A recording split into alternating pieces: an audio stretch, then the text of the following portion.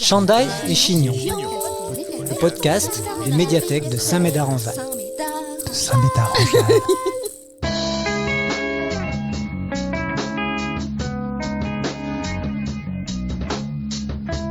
Dans cet épisode, Lilou, 23 ans, étudiante, danseuse, évoque son périple en vélo entre Katmandou au Népal et Lacano en France. Avant de l'écouter, une annonce de notre partenaire et sponsor. Crédit Naturel, la banque naturellement faite pour vous. À vos côtés pour vos projets, à votre place pour encaisser. Crédit Naturel, banquier par nature. Bravo. Lilou, tu as voyagé de Katmandou à Lacano, 10 000 km à vélo. Alors pourquoi un tel projet et est-ce qu'il y a eu un élément déclencheur ? Alors déjà, avant de partir faire ce voyage à vélo, j'ai voyagé pendant 1 an et demi avec un sac à dos. Donc la partie voyage était déjà bien ancrée en moi. Et en fait, c'est par les réseaux sociaux que j'ai découvert le voyage à vélo proprement. C'est un jeune étudiant en médecine sur Instagram, il s'appelait Dream Team. Et je voyais ses vidéos passer petit à petit. Il a fait France-Afrique du Sud. Et ça m'a touchée quelque part. Ça m'a inspirée et je me suis dit pourquoi pas. Et donc pendant ce voyage en sac à dos, je me suis dit allez, je me le tente. J'ai loué un vélo dans un petit village et j'ai fait une boucle dans les montagnes. Ça m'a trop plu donc je l'ai refait pendant 15 jours dans les montagnes du nord du Laos. Et de là, l'envie de mêler un voyage que par la terre en essayant d'éviter de prendre l'avion au maximum et le vélo, ça a commencé à se mélanger. Et le vrai déclencheur pour ce projet, ça a été, je voulais partir en voyage avec ma mère. Et donc, 1 an à l'avance, on avait prévu de partir au Népal ensemble. Et je me suis dit, voilà, je vais partir avec ma mère au Népal. Et au lieu de rentrer avec elle en avion, je vais rentrer à vélo. Donc voilà, ça s'est fait petit à petit et différentes pièces de puzzle se sont rassemblées pour former ce gros projet.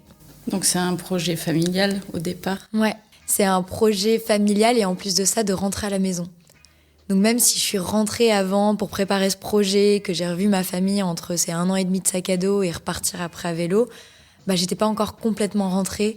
Donc on est partis ensemble et c'était pour mieux les retrouver ensuite. D'un point de vue logistique, comment ça s'est passé ? Alors avant de partir, moi j'avais acheté mon vélo, tout mon matériel pour faire du bivouac et donc pouvoir être indépendante niveau nourriture, eau, pour dormir. J'avais fait quelques recherches sur des sites de voyageurs à vélo. J'étais allée en festival de voyageurs à vélo aussi. Il y en a partout en France, tout au long de l'année. Donc ça m'avait permis de rassembler des informations sur comment ça se passait, le voyage à vélo. Et c'est là que j'ai pu découvrir qu'en fait, il y avait 1001 façons de le faire. Et donc, niveau nourriture, n'empêche, dans chaque pays, il y a plein de toutes petites boutiques, de petits shops, voire des fois même plus que ce que nous, on a en France, pour trouver tout type de nourriture. Puis aussi, beaucoup, surtout en Asie, il y a une culture des stands de street food. Donc en fait, tu peux être au bord d'une route et tu as quelqu'un qui est en train de faire des naans en Inde ou alors des courtabs en Azerbaïdjan. Donc des petits trucs à manger et à grignoter. Donc t'es jamais en manque de nourriture. Niveau eau, pareil, il suffit de demander aux gens autour ou alors il y a des fontaines qui sont installées. Quand on est dans les montagnes, il y a toujours un tuyau d'eau de source en bord de route. Sinon, demander, ce que j'ai beaucoup fait, c'est dans les mosquées, dans les cimetières, les églises, voilà. Un peu partout, on trouve de l'eau aussi. Et même dans des hauts plateaux, par exemple au Tadjikistan, où là, il y avait vraiment rien. Quand tu traverses un village, il y a une fontaine ou un puits pour le reste du village. Donc, pas trop inquiétant. Et quand même, au cas où, j'avais pris un filtre à eau. Donc moi, j'avais le Steri-Pen, qui est une sorte de stylo à rayon UV, qui permet de nettoyer l'eau. Mais malheureusement, il a cassé au bout de 6 mois. Et j'étais en plus en plein moment où je devais être le plus indépendant. Et au final, bouillir de l'eau, ça suffit. L'estomac, j'ai jamais été trop malade. Il s'est renforcé au fur et à mesure. Donc voilà, c'est simple en fait. Il y a de l'eau et à manger parce qu'il y a des humains partout sur Terre.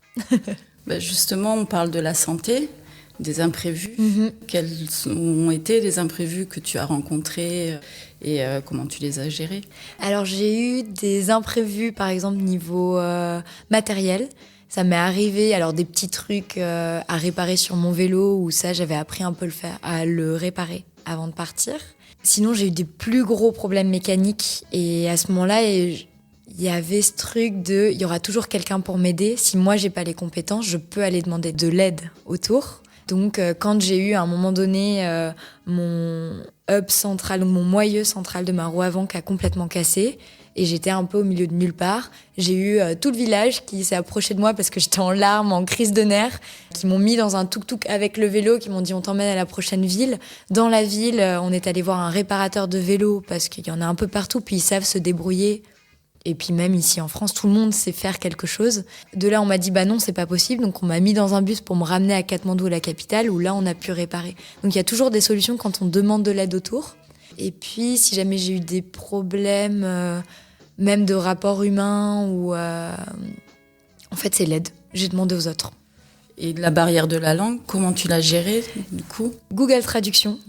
Pour beaucoup de pays où l'anglais, parce que je maîtrise bien l'anglais, mais pas forcément l'autre en face de moi. Donc Google Traduction a été mon meilleur ami. Ça donne des phrases un peu bancales, mais ça permet de comprendre en gros les signes des mains aussi. Au fur et à mesure, il y a des choses que tu comprends, comment on dit ami, marié, comment on dit j'ai besoin d'aide, un peu tout ça. Mais après, l'anglais est quand même majoritairement partout. Ça se sent que c'est devenu une langue mondiale. Et malgré tout, tu dis que beaucoup de gens sont venus t'aider. Donc là, sur le moment, quand ils t'ont vu en pleurs sur le bord de la route, il y avait la barrière de la langue, mais ils ont compris de suite. C'est ça. En fait, il y a un langage universel qui se met en place et t'as pas eu besoin de communiquer différemment pour qu'ils comprennent en fait ce qui se passait. Ouais. Mais c'est drôle, en fait, au fur et à mesure que tu voyages, t'as pas besoin de comprendre la langue, juste les intonations. Et par exemple, il y a un truc que j'aime bien faire en voyage, c'est aller voir un film dans chaque pays, dans la langue du pays. Je vais pas voir un film américain, mais donc vraiment, j'ai tenu ça pendant tous mes voyages. À chaque fois, je vais au cinéma, et même s'il y a pas de sous-titres anglais, c'est pas grave. Et on comprend sans comprendre les mots de vocabulaire. Et c'est un bon exercice à faire et c'est chouette. Donc pareil, c'est exactement cela. Les émotions se retranscrivent juste dans l'intonation de la voix ou dans la manière dont le corps est positionné. On parle de corps. Tu es danseuse. Oui. Quelle place a pris la danse pendant ce voyage ? Quand je l'ai préparée, je savais que je voulais que la danse soit quelque chose, un fil rouge. Et j'avais envie de comprendre des danses traditionnelles et c'était la question de pourquoi on danse. Du coup, dans chaque pays, quand je sentais qu'il y avait un accès à ça, par exemple en Inde, la danse, le mouvement est partout. Donc c'était simple à trouver, mais il y a des pays où c'était un peu plus compliqué. J'allais voir soit des représentations, soit ça se faisait dans la rue ou lors de fêtes traditionnelles, et poser la question. J'ai pu interviewer des danseuses, par exemple en Ouzbékistan. J'ai pu travailler avec une réalisatrice pakistanaise sur le rapport au corps, sur des questions politiques aussi. Sur aussi, la danse dans la spiritualité et dans les religions. Voilà, donc comment la danse est utilisée dans d'autres cultures et donc dans d'autres manières de percevoir les choses. Et aussi, par moi-même, par mon corps, j'ai pu suivre des styles de danse que moi, je faisais déjà de base. Donc il y a des communautés de danse, contact, improvisation partout dans le monde. Donc j'ai pu joindre ça et continuer de m'éclater comme ça. Comme la danse extatique aussi, où c'est des gens qui se rassemblent dans une pièce et qui dansent comme si on les jugeait pas et qui viennent juste s'exprimer par le corps. Mais t'as pas besoin d'être danseur pour faire ça. Donc ça, c'est aussi des terrains de jeu que j'aime avoir dans ma vie de tous les jours. Et ça, je l'ai trouvé sur Facebook. Les événements Facebook, des communautés. Donc voilà, j'ai beaucoup dansé. Même dans les paysages aussi. J'ai tellement traversé par des grands espaces ou des couleurs ou des températures et comment t'improvises. Justement, tu parles de communiquer. Comment tu as communiqué avec tes proches pendant tout ce périple et puis comment tu as partagé ce voyage sur les réseaux sociaux ou par d'autres moyens et qu'est-ce qui va en ressortir ? Est-ce que tu vas faire un film, un documentaire sur ce qui s'est passé ?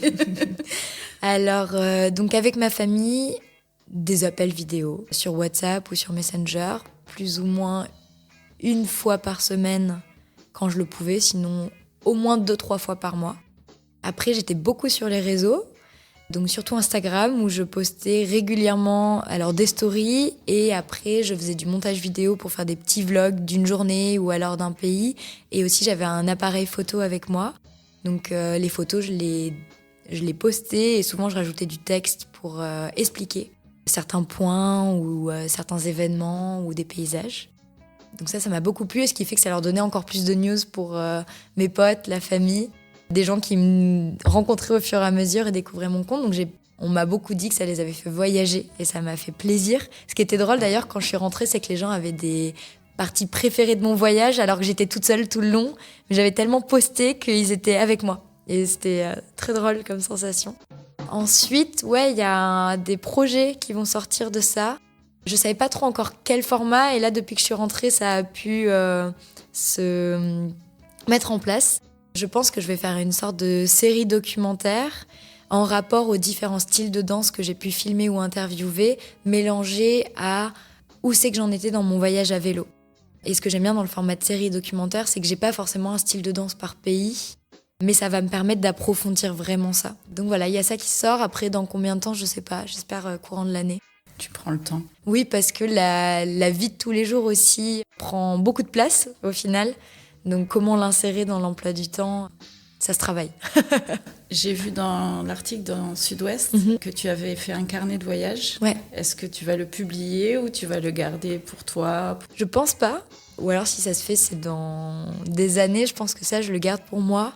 Parce que c'est un peu mes carnets intimes. Quoique, dedans, j'ai toujours la même manière de fonctionner dans mes carnets de voyage. Je dessine les gens que je rencontre et je les décris. Par exemple, ça, c'est une page que j'aime bien faire. J'aimais beaucoup l'école, donc j'ai toujours des feuilles de révision d'événements historiques ou une feuille de résumé d'une religion ou une manière de faire. Donc un peu de ça et puis des dessins, mais pas pour l'instant. Je pense pas qu'ils seront publiés. Après, ça me sert de base pour pouvoir continuer d'autres projets. Tu as fait beaucoup de rencontres tout au long de ton voyage. Et est-ce que tu as gardé des contacts avec les personnes que tu as rencontrées ?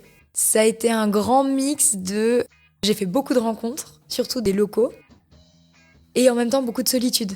À vélo, ça amène à constamment bouger, on peut faire des pauses. J'ai eu 6 mois où j'étais beaucoup dans des pauses, et là pareil, c'était rempli de rencontres, de gens avec qui j'ai pu approfondir ces rencontres. Et aussi, il y a eu des moments où juste j'avais besoin d'avancer, pour des questions de temps ou d'envie. Et puis avec cette barrière de la langue, quand même, ça crée de la distance. C'est plus difficile d'approfondir des conversations ou une affection. Donc il y avait ce mix-là, mais j'ai fait quand même des rencontres autant de voyageurs à vélo. Donc par exemple, je pense à Sandrine directement, avec qui on a voyagé plusieurs fois ensemble dans ce long trip. On la voit dans tes stories sur Instagram. Exactement. Et d'ailleurs, j'étais ravie, j'ai pu aller faire son arrivée dans le Jura parce qu'elle a terminé son périple aussi. Donc ça, pareil, on est toujours en contact, mais aussi des gens, par exemple, quand j'étais au Népal, j'avais été accueillie par une famille, dont 2 jeunes, et avec qui on est toujours en contact parce que, par exemple, la petite jeune, Justina, quand moi je l'ai rencontrée, elle faisait des démarches pour avoir un visa, soit pour aller vivre aux États-Unis, soit pour aller vivre en Corée. Donc pendant tout le long, j'ai suivi ces démarches-là. Et aujourd'hui, elle est partie emménager en Corée, elle fait ses études là-bas, donc on continue de discuter de ça. Il y a aussi des belles rencontres que j'avais faites au Pakistan, ou alors une famille, pareil, qui m'avait hébergée en Turquie. Là, en ce moment, je suis beaucoup en contact avec les premières personnes qui m'ont hébergée au Népal lors de mon premier jour à vélo, qui aujourd'hui se sont retrouvées et ont dit on a pensé à toi, on a vu que tu avais terminé. Donc voilà, plein de rencontres qui continuent sur la durée aujourd'hui. Quel conseil donnerais-tu à des jeunes qui auraient envie de voyager ? Est-ce qu'il y a des sites ou des applications de vélo qui permettraient la préparation de ces voyages ? Déjà, se perdre sur Instagram et en marquant vélo ou bikepacking, juste écrire ça, ça devient tellement de plus en plus connu et les gens aiment poster sur ça. Ça permet d'avoir des différentes idées. Et souvent, aujourd'hui, la mode sur Instagram, c'est de montrer au plus vrai ce qui se passe. Donc, ça vous permettra d'avoir une idée d'itinéraire, de comment ça peut se passer aussi intérieurement. Le vélo, ce qui est super, c'est que c'est adaptable à tout le monde. T'es pas obligé, par exemple, comme moi, de prendre une tente, un réchaud, de partir à l'autre bout du monde. Il y en a plein qui font ça en France, qui peuvent se faire en Europe. Ça peut se faire sur des années, comme ça peut se faire que sur 2 jours. Et puis, c'est pas obligé de faire 100 km par jour. Tu peux en faire que 20. Tu peux faire que 2 heures, 4 heures, 12 heures, comme tu veux. Après, festival de voyageurs à vélo à 100%, ça, je recommande. Juste marquer, même sur Internet, Google, voyage à vélo. Tu peux marquer ta destination. Et là, tu vas trouver des blogs et des blogs de voyageurs. Il y a même des ateliers. Par exemple, je pense à Belsier, mais il y en a à Mérignac. C'est des ateliers de réparation de vélos solidaires et souvent ils organisent des cafés du voyageur. D'accord. Donc voilà, il y a beaucoup d'endroits pour prendre des informations. Tu as eu des partenariats pendant ton voyage ? Ouais. Oui. Quels moyens ils ont mis à ta disposition ? Donc moi, j'ai eu Médoc Atlantique, l'office du tourisme d'ici. C'était des moyens financiers. En contrepartie, c'était majoritairement tous mes sponsors, c'était de la présence sur les réseaux, en parler, qu'ils soient identifiés sur les publications et leur logo. Donc Médoc Atlantique, j'ai eu Cordier Imagine, j'ai eu mon assurance Chapka Assurance qui soutenu, pareil, moyens financiers. J'ai eu Delio, c'est une association culturelle qui aujourd'hui soutiennent un groupe de musique qui, pareil, s'appelle Delio. Chez Poulette, un restaurant sur Lacano. Je crois qu'on est bon. C'est ça. Que j'oublie personne. Et après, j'ai eu aussi des gens qui voulaient me soutenir. Pas mal de personnes aussi qui ont voulu m'aider, que je remercie à 100%, qui m'ont fait pareil, une aide financière comme ci ou par ça. Et tous les gens qui m'ont suivi sur les réseaux, juste par envoyer des messages. Ça a été le plus beau des soutiens. Ça m'a motivé à continuer d'avancer. J'ai une question sur... tu es une jeune femme. Est-ce que cela a eu une incidence dans ton voyage, dans ton rapport avec les personnes que tu as rencontrées ? Beaucoup plus que ce que je pensais. Lors de mon premier voyage en sac à dos, ça s'était tellement bien passé. Je me sentais pas différenciée que je sois une femme ou pas. Pendant ce voyage, il y a eu pas mal de situations où je me suis dit j'aurais aimé être un homme. Pour les interactions, ça emmène. On m'a proposé plusieurs fois de l'argent pour pouvoir coucher avec moi. Et après, quand on m'expliquait pourquoi, quand ils étaient ouverts à la discussion, ils me disaient mais c'est parce que soit les femmes dans la rue, toutes seules, sont des prostituées, soit le seul exemple que j'ai de femmes blanches, c'est dans les pornos. Et là, tu te dis, bon, d'accord, mais en fait, c'est des situations qui existent aussi en France, sauf qu'en France, il y a quand même une question de sensibilisation. Donc là, tu te dis, en fait, les gens sont bien plus cons que dans ces pays-là où eux, oui, c'est plus ou moins les seuls exemples qu'ils ont et ils doivent apprendre que ça se fait pas et que c'est pas le seul rapport qu'ils peuvent avoir avec les femmes. Donc c'est moins excusable ici que là-bas. Après, jamais rien eu. J'ai eu une très très belle étoile pendant tout ce voyage. Donc j'ai eu des situations inconfortables sur lesquelles j'ai pu quand même gérer ou demander de l'aide. La sororité entre femmes, la sororité est incroyable. On le sent et du coup on vient s'entraider. Et ça, peu importe le pays. Donc faut le garder en tête quand on est une femme, que ça peut arriver ce genre de situation, que pareil, il faut apprendre à reconnaître quand il y a une situation, par exemple un homme qui vient t'aider, ça se sent quand en fait il a une idée derrière la tête ou pas, et ça c'est quelque chose à s'entraîner avec l'expérience. Mais ça n'empêche pas qu'on peut le faire et qu'il y a toujours aussi des belles rencontres que des hommes peuvent pas avoir accès, par exemple, des invitations que les femmes vont faire, les conversations que tu as, ça les hommes n'y ont pas accès du tout. Est-ce que tu vois quelque chose qu'on n'a pas évoqué ensemble, que tu aurais envie d'évoquer ? À tous les parents qui m'écoutent, laissez faire, ayez confiance, parce qu'il y a quand même beaucoup de gens bien dans le monde qui vont vouloir aider, et parce que c'est une très belle école aussi pour les enfants. C'est vraiment une très très belle école pour la confiance et l'ouverture d'esprit. Donc laissez vos enfants partir, c'est super.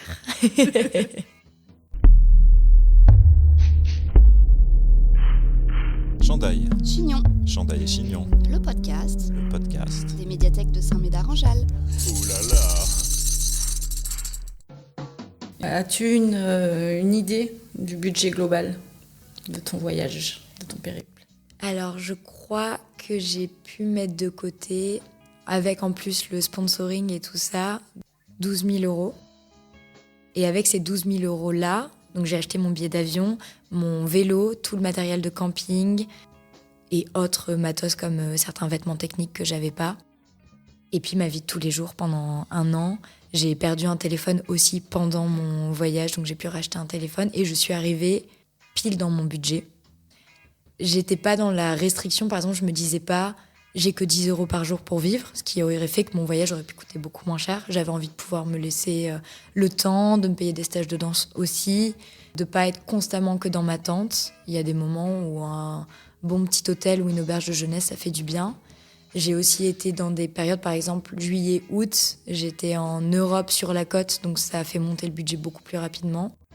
J'ai pris un avion au milieu aussi, il y a certains visas qui coûtent un tout petit peu plus cher pour rester plus longtemps.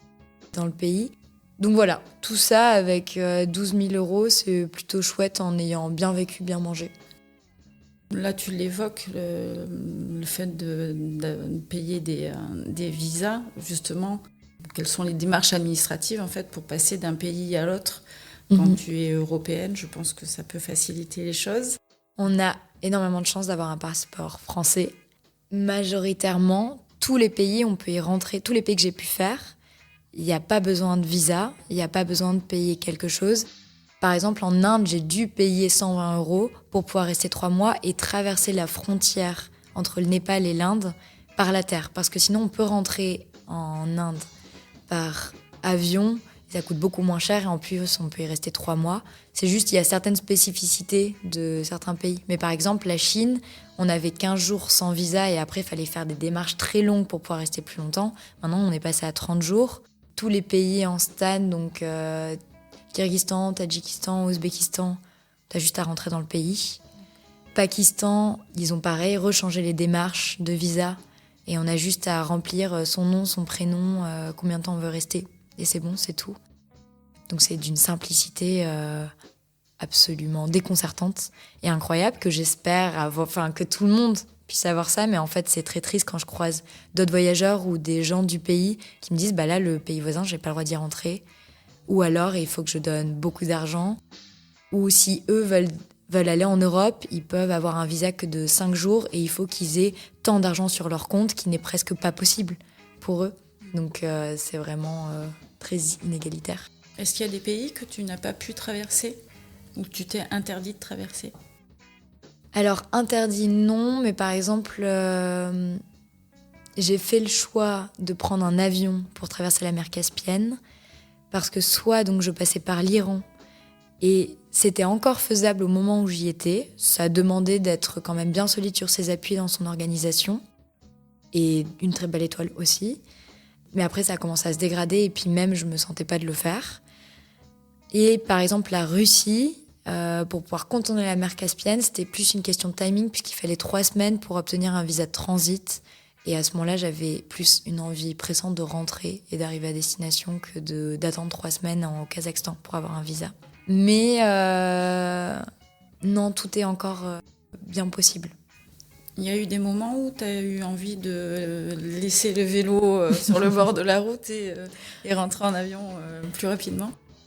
Peut-être pas à ce point-là. Laisser mon vélo au bord de la route, oui. Commencer à marcher, faire c'est bon, tu me saoules. J'en ai marre, j'en peux plus. Ou par exemple en Géorgie, j'ai eu un peu cette... En fait, pour préparer mes itinéraires, donc je savais que je voulais rentrer en France. Souvent, je me donnais plein de petites étapes. Donc par exemple, je me dis, tiens, je vais aller jusqu'à la frontière avec tel autre pays.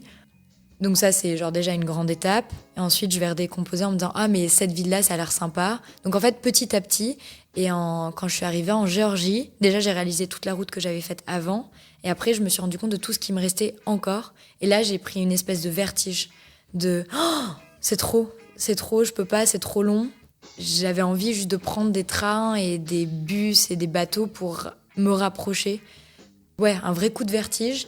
Et au final, quand j'ai réussi à redécomposer et à me donner un objectif plus proche, j'étais en mode « Ok, ça, je peux le faire, pas par pas, en fait, ville par ville. » Mais si, par exemple, dès le début, je me disais « Waouh, il faut que je rentre en France », ça fait trop pour le cerveau, c'est beaucoup trop compliqué. Donc ça m'aidait de jamais voir trop loin et de le faire petit à petit. Et c'est comme ça qu'après, t'arrives à la Cano, tu fais « Waouh, il y a eu tout ça !» Donc en tout, j'ai fait donc 10 000 km à vélo, mais le voyage par terre et un tout petit bout d'avion, ça fait plus de 20 000 km. Donc il y a eu 10 000 avec un peu d'avion, un peu de train, un peu de bus et beaucoup de stops aussi. Des camions. Des gros camions. Ça, c'était bien kiffant avec des longues heures avec eux. Parce que j'avais décidé de ne pas être une puriste du vélo. C'est pas parce que je fais Népal-France à vélo que tout doit être fait à vélo. Et au contraire, ça m'a emmené dans des situations et des rencontres que j'ai beaucoup aimées. Faire du stop avec un vélo de 70 kilos, c'est toujours des belles galères et des belles aventures. J'ai passé 6 mois à faire majoritairement de la tente. Et de temps en temps, on va dire tous les semaines ou 15 jours, à me prendre soit une auberge de jeunesse, soit une invitation spontanée, soit du warm shower qui est des gens qui accueillent des voyageurs à vélo pour dormir ou pour une bonne douche chaude. Donc ça, c'était les 6 derniers mois de mon voyage. Et les 6 premiers mois de mon voyage, c'était beaucoup plus des auberges de jeunesse, des guest house et des homestays. Et du coup, très peu de tentes. Parce que le budget me le permettait et parce que c'était plus le moment de mon voyage qui m'intéressait. Ton retour à Lacanau, comment tu l'as vécu ? Tu t'attendais à ce qui s'est passé ? C'était, non, ça dépassait tout ce que j'avais pu imaginer. Quand j'ai commencé à l'organiser, je me disais, mais il va y avoir qui ? Parce que quand je voyais des messages, moi, à mes meilleurs amis ou à la famille, ils ne pouvaient pas forcément se déplacer. Puis j'en parlais. Et puis ma mère, de temps en temps, quand on s'appelait, elle me dit, non, mais en fait, il y a des gens qui m'ont dit qu'ils seraient là et là. Et mais c'est qui ces gens ? Et le moment d'arriver à Lacanoville et de voir déjà autant de gens avec des vélos pour pédaler, j'étais en mode, qu'est-ce qui se passe ? Ça a rassemblé ça. Au Moutchik, encore plus de monde, puis autant de monde qui avait envie de pédaler avec moi. Et là, après toute l'arrivée dans les allées-ortales jusqu'au front de mer et voir autant des amis, des connaissances de loin, des connaissances de la famille, des gens qui m'avaient découvert sur Instagram, des touristes qui ne savaient absolument pas ce qui se passait d'aujourd'hui et pourquoi c'était spécial et qui arrivaient en mode « Vous avez l'air d'être le centre de l'attention. Qui êtes-vous ? Qu'avez-vous fait ?» Non, j'ai flotté. J'ai dans l'image un nuage sous mon corps et dans ma tête de « Waouh, c'est incroyable !» Ça m'a beaucoup touchée. J'ai pas pleuré. D'ailleurs, c'est très bizarre que j'ai pas pleuré, mais non, c'était juste trop beau. Et ça représente à quel point on l'a fait ensemble, quoi. Donc, magnifique. Ouais. Pire souvenir, je pense que c'est un mélange de pire et incroyable aussi. Ça a été pour passer la frontière entre le Kyrgyzstan et le Tadjikistan. Je savais que la frontière, c'était un col qui était à 4200 et quelques, qu'il faisait très froid, qu'il y avait potentiellement de la neige dessus. Je me suis dit, je me le tente quand même, et au pire, j'attendrai qu'une voiture passe pour me récupérer. Je commence à pédaler le matin, c'est magnifique, ça fait des grandes plaines de neige avec des montagnes un peu au loin. Je savais que je commençais à rentrer dans la région de la Pamir, qui est mythique pour un voyageur à vélo. Et puis j'étais toute seule. Et au final, quand j'arrive, donc en fait, le premier kilomètre, c'était plat en quelque sorte, enfin, c'était plutôt du faux plat. Je passe la frontière, j'arrive dans le No Man's Land, donc je suis ni au Kyrgyzstan ni au Tadjikistan. Et j'approche le moment où là, sur mon GPS, c'était écrit en rouge, la pente était horrible. C'est là que j'attaquais la partie dure. Et là, je vois qu'en fait, le sol est couvert de neige qui a commencé à fondre et donc du verglas. Et là, j'essaie de pousser le vélo, je reglisse comme ça. Et je me dis, très bien, on attend une voiture. Je vois qu'il y a une sorte de petit bunker au milieu de nulle part. Je me dis, au pire, il y a ça pour attendre si je commence à avoir froid. Et 0 voiture. Le silence total. Je me dis, ok. Y a quand même une voiture qui passe au bout d'un moment, qui lui redescendait, me dit, mais si tu veux, je peux te ramener, mais ça va te coûter 200 ou 300 euros. Je vais attendre, peut-être qu'il y a quelqu'un d'autre qui va passer. Et puis j'attends, je vois qu'il commence à faire... C'est tard dans la journée, je me dis, très bien, j'y passe la nuit. Il y a quand même un truc un peu kiffant, il y a des marmottes qui commencent à sortir. Je suis toute seule, au milieu de ces montagnes, de la neige. La nuit tombe. Et puis, je m'endors, mais je vois qu'il commence à faire vraiment froid. J'arrive à m'endormir bien. J'avais fait bouillir de l'eau, je l'avais glissée dans mon duvet. Et en fait, ça a été le matin. Il faisait tellement froid. Le soleil n'était pas levé. Je ne pouvais pas me réchauffer. Mon réchaud casse à cause des différences de température. Du coup, je ne peux rien avoir, pas une boisson chaude.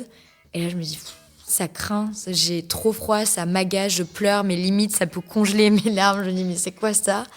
Le soleil se lève et je vois que le matin passe jusqu'à midi et il n'y a rien et personne. Donc du coup, je suis obligée de repédaler jusqu'au village au Kyrgyzstan. Et quand je suis arrivée dans le petit village, je suis retournée dans mon auberge de jeunesse et je me suis dit, mais je fais quoi ? Je savais que le Kyrgyzstan, il faisait trop froid pour continuer de pédaler. La Pamir, il allait faire trop froid pour continuer de pédaler, mais je pouvais pas rester, j'avais pas envie de rester là. C'était trop associé à des mauvais souvenirs. Et au final, j'ai pu négocier un taxi, mais ça m'a coûté pareil, en fait, 150 euros. Donc il y avait un peu cette pression de toute la Pamir. En fait, ça a commencé trop mal, la Pamir, et ça m'a laissé dans cette énergie-là tout le long. Je me sentais pas capable, mais j'essayais quand même de me pousser. J'avais un rapport avec les êtres humains très compliqué puisque j'ai eu beaucoup de gens qui m'ont à ce moment-là proposé de l'argent pour pouvoir coucher avec moi, ou alors qui essayaient de me demander beaucoup trop d'argent pour me faire passer d'un endroit à un autre. Beaucoup de solitude, personne, c'était lourd. Et puis j'avais pas de carte SIM au Tadjikistan, donc j'ai pas pu contacter la famille, avoir du réconfort pendant plus d'1 semaine, et j'ai pas pu poster. Donc c'était bien lourd, et en même temps, il y avait de la beauté là-dedans, puisque tout s'était ralenti. Les paysages étaient infinis. J'ai beaucoup dansé. J'ai dansé sur un lac gelé. J'étais entourée d'yak. Ouais, il y avait quelque chose d'immense. J'ai lu des livres du Balzac, avec des descriptions infinies. Mais comme j'avais rien à faire, je m'étais attachée au personnage, et en fait, j'ai kiffé le lire. Alors que je sais que si jamais j'avais été dans une vie de tous les jours, ça aurait été beaucoup trop lent comme livre pour que je puisse aimer. Donc c'était plein d'entre-deux. En fait, j'essayais de trouver du bonheur et du kiff dans une situation qui était beaucoup trop dure pour moi. Donc quand j'ai terminé la Pamir, il y avait une part d'échec parce que c'est une route qui est mythique, et quand je suis arrivée à Douchambé, la capitale, les voyageurs à vélo partaient par 8. Donc ensuite, il y avait tellement de monde sur cette Pamir, et moi je l'ai connue par chance et désarroi toute seule. Mais en même temps, c'était dur. Mais en même temps, elle est connue pour être hyper challengeante. Et ok, en fait, c'est bon, je l'ai fait et je suis un peu fière. Tu as raison. Donc, c'est marquant. Et après, en souvenir incroyable, tout.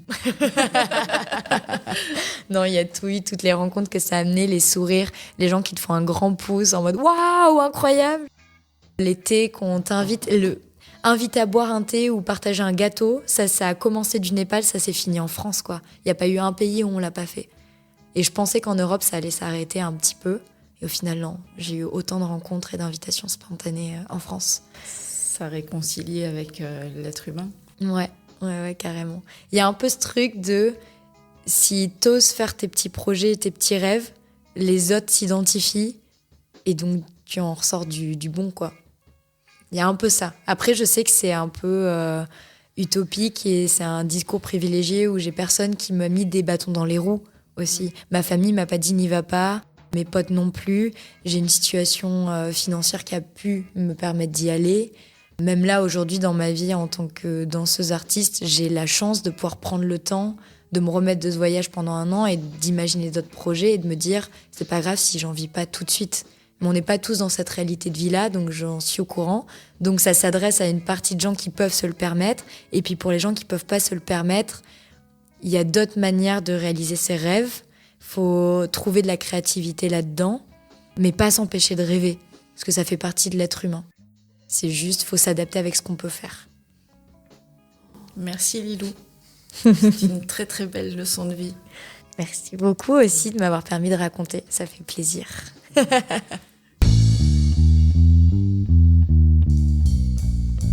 Semez vos envies et cultivez votre curiosité en attendant le prochain podcast des médiathèques de Saint-Médard-en-Jalles.